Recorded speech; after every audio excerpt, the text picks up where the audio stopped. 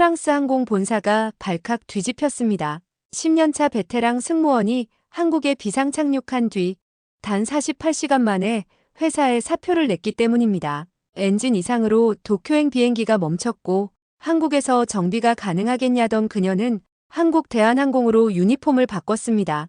도대체 한국에서 무슨 일이 있었던 걸까요?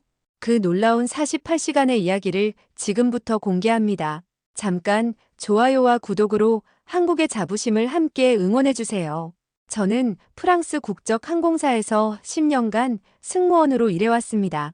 파리-뉴욕, 런던-도쿄, 프랑크푸르트-상하이. 세계 어느 하늘길도 낯설지 않았어요. 긴급 상황도 수십 번 겪어봤습니다. 난기류, 엔진 고장, 의료 응급 상황까지. 동료들은 저를 베테랑이라고 불러주었죠. 매번 위기 상황에서 저는 침착함을 잃지 않았습니다. 승객들을 안전하게 대피시키고 기장과 소통하며 상황을 해결해왔어요. 그럴 때마다 저는 제 자신이 자랑스러웠습니다. 10년이라는 세월이 저를 진짜 프로로 만들어준 거라고 생각했거든요. 그날도 평범한 파리-도쿄 노선이었습니다. 300명의 승객을 태우고 이륙했어요. 날씨도 좋았고 기장도 경험 많은 분이었습니다. 모든 게 완벽해 보였죠. 이륙 2시간 후 갑자기 기체가 심하게 흔들렸어요. 일반적인 난기류와는 달랐습니다. 엔진 계기판에 빨간 경고등이 깜빡이기 시작했어요. 심장이 쿵쾅거렸지만 저는 당황하지 않았습니다. 경험이 있으니까요. 기장의 목소리가 기내 방송으로 들려왔습니다.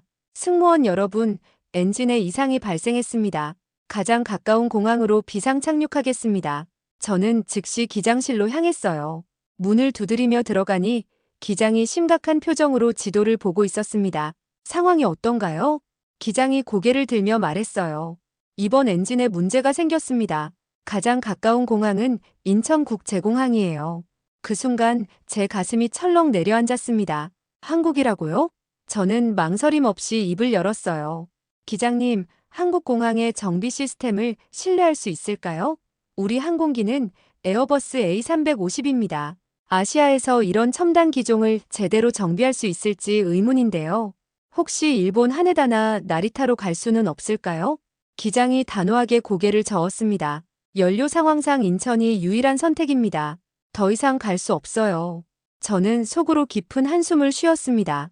아시아 항공 인프라에 대한 제 편견이 고개를 들었거든요. 한국이 과연 유럽 수준의 정비 기술을 가지고 있을까? 언어 소통은 제대로 될까? 혹시 부품이 없어서 며칠씩 기다려야 하는 건 아닐까? 온갖 걱정이 머릿속을 가득 채웠습니다. 10년 경력이 만든 자신감이었을까요? 아니면 서구 중심적 사고에서 나온 오만이었을까요? 저는 그때까지 한국을 아시아의 작은 나라 정도로만 여기고 있었습니다. 진짜 한국의 모습을 전혀 몰랐던 거예요. 인천공항 접근을 시작했습니다. 창밖으로 보이는 풍경에 저는 눈을 의심했어요. 이게 정말 아시아 공항이 맞나? 거대한 터미널 건물들이 웅장하게 서 있었습니다. 유리와 강철로 이루어진 현대적인 건축물들이 햇빛에 반짝이고 있었어요. 활주로의 규모도 놀라웠습니다. 4개가 넘는 활주로들이 완벽하게 정렬되어 있었거든요. 파리 샤를 드골 공항과 비교해도 전혀 뒤지지 않는 규모였습니다. 아니, 어떤 면에서는 더 크고 현대적으로 보였어요. 더욱 놀라운 건 그 다음이었습니다. 저희 비상착륙 신호가 전달되자마자 완벽한 대기 체계가 갖춰졌어요. 소방차들이 일렬로 대기하고 있었고 구급차들도 곳곳에 배치되어 있었습니다. 정비팀까지 이미 준비를 마친 상태였죠. 관제탑에서 들려오는 영어는 정말 완벽했습니다. 발음도 정확했고 항공 용어 사용도 전문적이었어요. 에어프랑스 274편 활주로 33L로 접근하십시오. 모든 응급 상황 준비가 완료되었습니다. 안전한 착륙을 위해 최선을 다하겠습니다. 착륙하는 순간 저는 입을 다물 수 없었습니다. 활주로 상태가 완벽했어요. 유럽 어느 공항과 비교해도 손색 없었습니다. 아니, 오히려 더 깨끗하고 정돈되어 있었어요. 노면 표시도 선명했고 조명시설도 최신식이었습니다. 기체가 완전히 멈추자마자 정비팀이 달려왔어요. 그들의 움직임은 마치 오케스트라처럼 조화로웠습니다. 체계적이고 신속했죠. 각자 맡은 역할을 정확히 알고 있는 것 같았어요. 정비팀 중 한 명이 저에게 다가와 유창한 영어로 말했습니다. 승무원님, 안전하게 착륙하셨습니다. 지금부터 엔진 점검을 시작하겠습니다. 승객분들은 터미널로 안내해 드릴게요. 걱정하지 마세요. 그의 자신감 넘치는 말투에서 전문성이 느껴졌어요. 이런 상황을 수없이 겪어본 베테랑 같았습니다. 터미널로 들어서는 순간 저는 또 한 번 경악했습니다. 천장이 어찌나 높고 웅장한지 마치 현대식 궁전에 들어선 기분이었어요. 자연 채광이 들어오도록 설계된 천장은 예술 작품 같았습니다. 곳곳에서 작동하는 자동화 시스템들도 인상적이었어요. 체크인 키오스크들이 깔끔하게 배치되어 있었고 자동 수화물 처리 시스템이 조용히 돌아가고 있었습니다. 심지어 청소 로봇들까지 바닥을 말끔히 닦아가며 움직이고 있었어요. 면세점들의 규모도 놀라웠습니다. 명품 브랜드부터 한국 전통 상품까지 없는 게 없었어요. 공항이라기보다는 거대한 쇼핑몰 같았습니다. 가장 인상적이었던 건 사람들의 움직임이었어요. 수많은 승객들이 오가는데도 혼잡하지 않았습니다. 동선이 완벽하게 설계되어 있었거든요. 안내 표시도 한국어, 영어, 중국어, 일본어로 명확하게 되어 있어서 길을 잃을 걱정이 없었어요. 저는 혼잣말로 중얼거렸습니다. 이게 정말 아시아 맞나요? 유럽 어느 공항보다 더 현대적인데. 제가 가지고 있던 편견이 얼마나 잘못된 것이었는지 깨닫기 시작했습니다. 한국을 무시했던 제 자신이 부끄러워졌어요. 다음 날 새벽 5시였습니다. 엔진 수리가 완료되어 파리로 돌아갈 예정이었어요. 평소처럼 알람이 울리자마자 벌떡 일어났습니다. 10년간 승무원 생활을 하면서 새벽 기상은 습관이 되어 있었거든요. 샤워를 하고 깔끔하게 머리를 빗었습니다.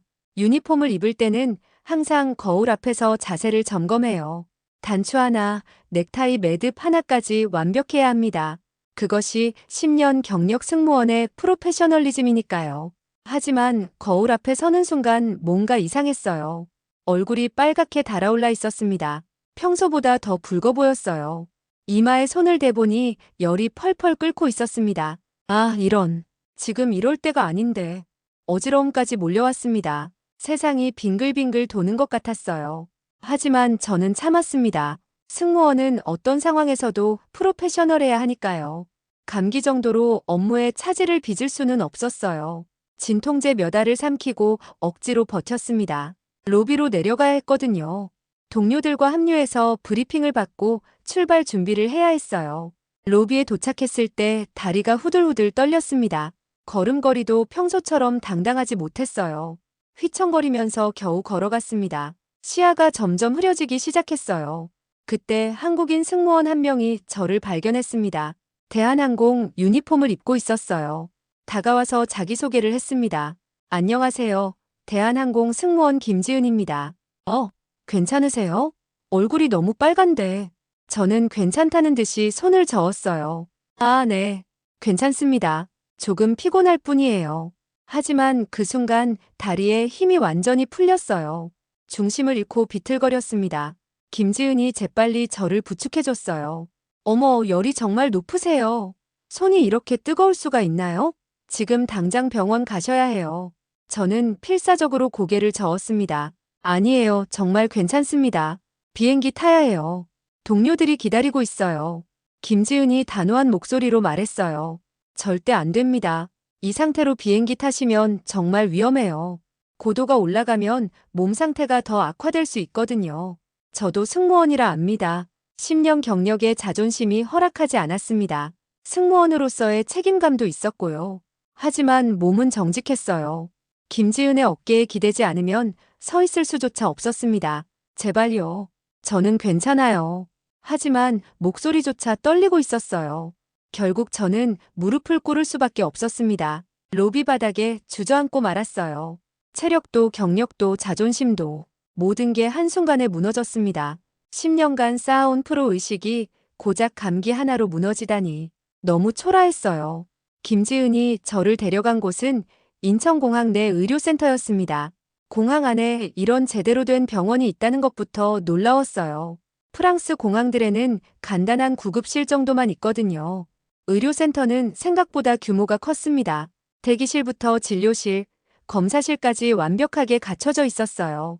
의료진들도 전문적이었습니다. 담당 의사가 저를 진찰했어요. 체온을 재고 목을 보고 청진기로 가슴 소리도 들어봤습니다. 급성 감기에 과로가 겹쳐서 고열이 난 상황이에요. 면역력이 많이 떨어져 있습니다. 그럼 약만 먹으면 되는 거죠? 비행기는 탈 수 있고요. 의사가 고개를 저었어요. 최소 하루는 완전히 쉬셔야 합니다. 지금 상태로 비행기 타시면 정말 위험해요. 기압 변화 때문에 더 악화될 수 있거든요. 진단이 확정되자 김지은이 저를 또 다른 곳으로 안내했습니다. 공항 내 캡슐 호텔이었어요. 여기서 하루 푹 쉬세요. 의료센터에서 처방받은 약도 드시고요. 다 갖춰져 있으니까 걱정하지 마세요. 캡슐 호텔의 시설에 또 한 번 놀랐습니다. 작은 공간이지만 모든 게 완벽했어요. 편안한 침대, 개인 TV, 무료 와이파이, 심지어 작은 냉장고까지 있었습니다. 호텔 방보다 더 깔끔하고 실용적이었어요. 하지만 더 놀라운 건 그 다음이었습니다. 여성 전용 휴게실이 따로 마련되어 있었거든요. 들어가 보니 정말 감탄했어요. 넓은 샤워실, 파우더룸, 메이크업 공간, 심지어 수유실까지 있었습니다. 와, 이런 시설이 다 있다고요? 정말 세심하네요. 김지은이 웃으며 답했어요. 당연하죠. 공항은 단순히 지나가는 곳이 아니에요. 사람들이 편안하게 쉬어갈 수 있는 공간이어야 한다고 생각해요. 특히 여성분들은 더 세심한 배려가 필요하잖아요. 파우더룸에는 고급 화장품들이 비치되어 있었어요. 헤어드라이어, 고데기, 심지어 다리미까지 있었습니다. 여행자들이 필요할 만한 모든 게 준비되어 있었어요. 저는 정말 감탄했습니다. 프랑스 샤를 드골 공항에는 이런 시설이 없어요. 아니, 유럽 어느 공항에서도 이런 세심한 배려를 본 적이 없었습니다. 기본적인 화장실과 간단한 상점 정도가 전부였거든요. 따뜻한 샤워를 마치고 깨끗한 침대에 누웠어요. 몸은 아팠지만 마음은 따뜻했습니다. 낯선 나라에서 낯선 사람이 저를 이렇게 친절하게 도와주다니. 가족도 아닌데 말이에요. 눈물이 핑 돌았습니다. 이건 단순한 서비스가 아니었어요. 사람을 진심으로 배려하는 시스템이었습니다. 문화의 수준이 이런 걸 말하는 거구나 싶었어요. 이곳은 공항이 아니라 마음을 치유하는 공간이네요. 그날 밤 저는 한국에 대한 편견이 얼마나 잘못된 것이었는지 깊이 반성했습니다.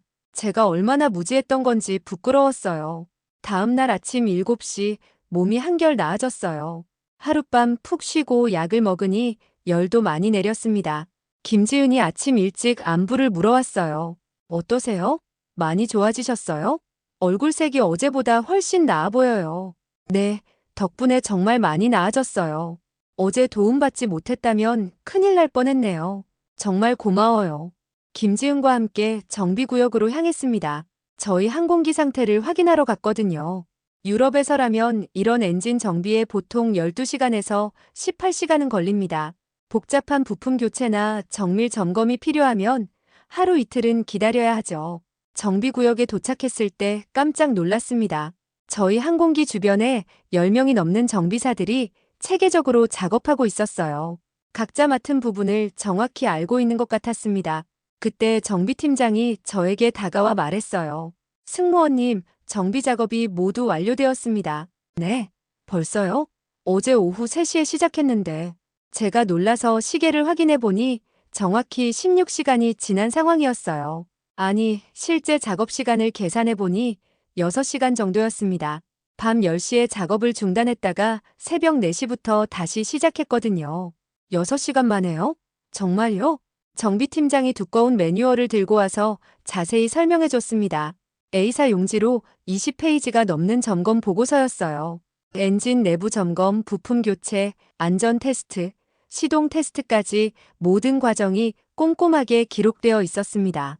저희는 속도와 완성도 둘 다 놓치지 않습니다. 안전이 최우선이지만 승객분들의 소중한 시간도 생각해야죠. 그래서 효율적인 시스템을 만들었어요. 매뉴얼을 자세히 훑어보니 정말 완벽했습니다. 유럽 정비 기준보다 오히려 더 까다로운 체크리스트였어요. 안전 점검 항목만 80개가 넘었습니다. 부품 하나하나까지 사진으로 기록되어 있었어요. 이렇게 빠르면서도 이렇게 정확할 수가 있나요?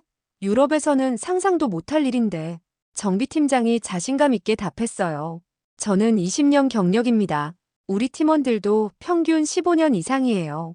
한국의 항공기 정비 기술은 세계 최고 수준입니다.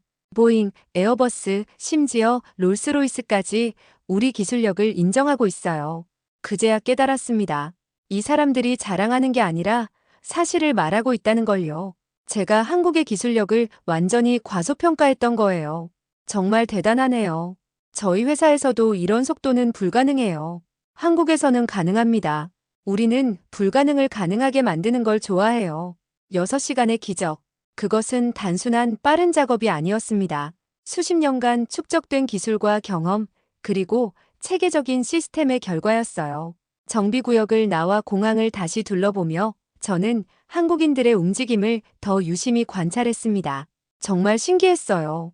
모든 사람이 바삐 움직이는데 아무도 실수하지 않았습니다. 승무원들은 체크인 카운터에서 빠르게 승객들을 처리했어요. 하지만 친절함은 잃지 않았습니다. 지상 직원들은 수화물을 신속하게 처리하면서도 정확했어요. 심지어 청소하는 분들까지 효율적으로 움직이고 있었습니다. 가장 놀라운 건 실수가 거의 없다는 점이었어요. 빠르면 보통 실수가 생기기 마련인데 말이에요. 김지은에게 궁금해서 물어봤습니다. 한국 사람들은 왜 이렇게 빨라요? 그런데 실수는 거의 없네요. 어떻게 이런 게 가능한 거죠? 김지은이 웃으며 답했어요. 빨리빨리는 우리 문화예요. 하지만 단순히 빠른 게 아니라 효율적인 거죠. 그냥 막 서두르는 게 아니에요. 효율적이다? 어떤 의미인가요? 우리는 항상 더 나은 방법을 찾으려고 해요. 어떻게 하면 빠르면서도 정확할 수 있을까? 어떻게 하면 시간을 절약하면서도 품질을 높일 수 있을까? 끊임없이 고민하죠. 그게 우리의 생존 기술이었거든요. 저는 고개를 끄덕였습니다. 그제야 이해가 되기 시작했어요. 빨리빨리는 단순한 성급함이 아니었습니다. 체크인 카운터를 다시 보니 정말 놀라웠어요. 한 직원이 동시에 3명의 승객을 처리하고 있었거든요. 한 명의 여권을 확인하면서 다른 한 명의 좌석을 배정하고 또 다른 한 명의 수화물을 체크하고 있었어요.